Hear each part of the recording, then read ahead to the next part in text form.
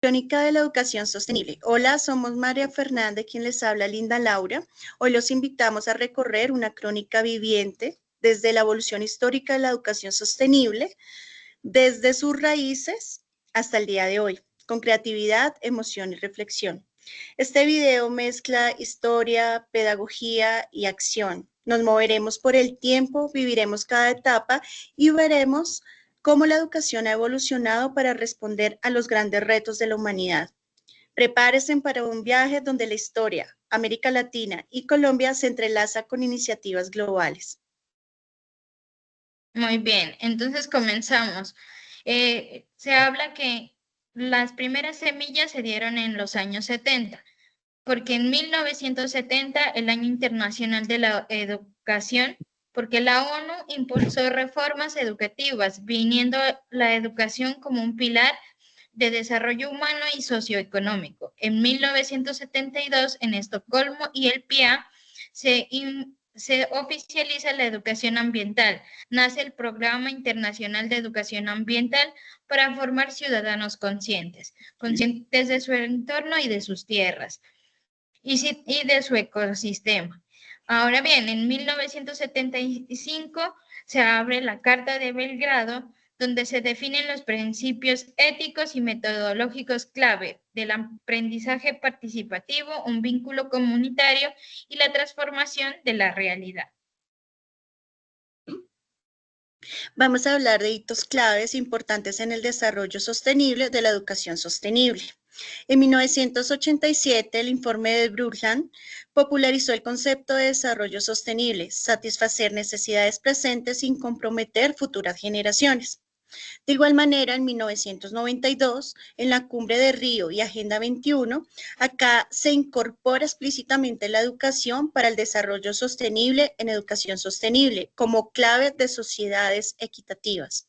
En el 2005 al 2014, en la década de la educación sostenible, esta fue lanzada por la UNESCO, se consolidó este enfoque integral en currículos y en políticas públicas, donde vemos que ya se empezó a hablar más el tema del desarrollo sostenible. Ahora bien, hay un compromiso moderno, donde la Declaración de Berlín toma fuerza, resaltando valores como la igualdad, los derechos humanos y la ciudadanía global. La igualdad busca promover la equidad en todos los aspectos de la educación, los derechos humanos, integrar el respeto y la promoción de los derechos humanos, la ciudadanía global, ver no solo lo básico de los seres humanos en su pequeña comunidad, sino verlos como ciudadanos de una isla global. Voces de América Latina, el buen vivir. El pensamiento latinoamericano empezó a cuestionarse el modelo de desarrollo tradicional. Autores como Gudinas y Acosta proponen el buen vivir como alternativa. Aquí estos están inspirados en las cosmovisiones indígenas como el Sumac Caguasay, donde los humanos y la naturaleza coexisten en armonía. Esta perspectiva define la educación sostenible, donde se tiene que tener en cuenta que no solamente es un tema ambiental, sino también social, colectiva y profundamente cultural. Aquí hacemos una acotación de Ravelo 2024, donde él insiste en conectar lo local y lo global, enfrentando retos como desigualdad, crisis climática y pérdida de biodiversidad desde cada territorio. Ahora bien, Colombia da sus primeros pasos en la educación ambiental. Los años 70 fueron claves debido a que la educación ambiental empieza a tomar fuerza en el país. Y en 1979 se crea el Programa de Educación Ambiental en el Ministerio de Educación. Y en 1993 se promulga la Ley 99, creando el Ministerio del Medio Ambiente e integrando la educación ambiental como eje del desarrollo sostenible, reconociendo todos los ecosistemas que tiene Colombia y tiene el mundo entero y validando su importancia. Ahora bien, empezamos a hablar ya del marco legal, impulso de la educación sostenible, todo el tema normativo.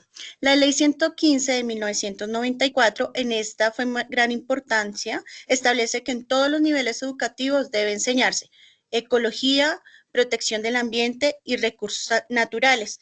De igual forma, se trató otra vez estos temas con el decreto 1743 de 1994, donde se lanza un proyecto denominado Educación Ambiental para todos los niveles, estimulando la educación formal, no formal e informal. Y allí obviamente nos habla de temas que deben referirse al tema de la ecología y todo el tema ambiental. Bien, y entonces vienen las iniciativas inspiradoras que marcan de lo global a lo local. Empezamos con la de la corporación bancaria BBVA, Aprendemos Juntos Kids, que es una serie animada que enseña valores como la empatía, la sostenibilidad, con un gran impacto digital.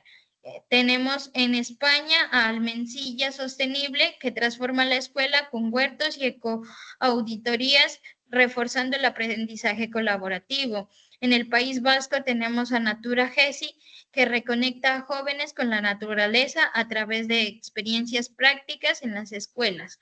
Y culminamos con una de las iniciativas inspiradoras, que es en Perú, la Escuela Andina Cusica Guasay, que promueve la educación arraigada en las tradiciones indígenas, igualdad de género y corporación. La inclusión, un reclamo de derechos, 1990-2000. Bueno, hace apenas 30 años hablar de educación inclusiva era hablar como en voz baja. Hoy queremos mostrar cómo entre 1990 y 2000 esta voz se convirtió en un reclamo claro de derechos. Dejamos ya de atrás la educación como tal porque no se le daba lo realmente la connotación que es y que en este momento se está viendo. Y empezamos a hablar desde 1990 con John en Tailandia, donde el mundo declaró todos deben tener acceso a la educación. En 1994, con la Declaración de Salamanca, se empezó y se topó el tema de la revolución. ¿Por qué? Porque las escuelas dejaron de ser un privilegio y se imaginaron como espacios para todos. Entonces aquí vemos que ya no era el estudiante que debía adaptarse, sino eran las escuelas que se debían adaptar a los cambios y a los estudiantes. Culminamos con Colombia abriendo caminos a la inclusión. En Colombia, en la década de los 90, fue fundamental porque la educación inclusiva tomó fuerza y se habló de este tema en 1991 en la Constitución. Nuestra nueva Constitución reconoció que la educación debería ser equitativa.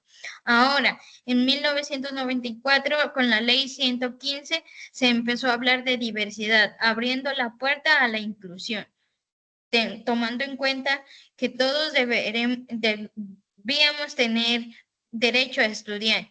En 1997, la Ley 361 establece que ningún colegio puede cerrar la puerta a un niño con discapacidad. Y así se cerró el siglo, ¿no? Con más preguntas que respuestas, pero con algo claro: la educación inclusiva no es una ayuda, es un derecho. Y los 90 pusieron las bases para construir esa escuela para todos. Muchas gracias. Gracias.